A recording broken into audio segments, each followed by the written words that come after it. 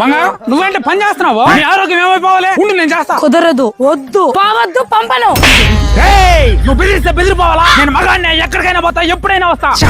అది చెప్పుండాల్సిందే. ఏం వారం అంతా జాబ్ చేస్తున్నా ఒక్క రోజు బయటకు పోతా తప్ప. అది నిన్ను ఇటుకాదే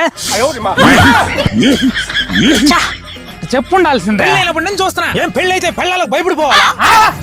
ఇటు చెప్పుండాల్సిందే. అసలు నిన్ను ఇలాగాదే నిన్ను రాయి ఎత్తుకొని. ఒరే చంగా, నీ పిల్లలు చేపలు కట్టెత్తుకొస్తుందిరా. అరే వెళ్ళిపోయిందిలేరా. అదే కదా ఇప్పుడు కానీ వచ్చుంటే దానికి చెప్పుంటా.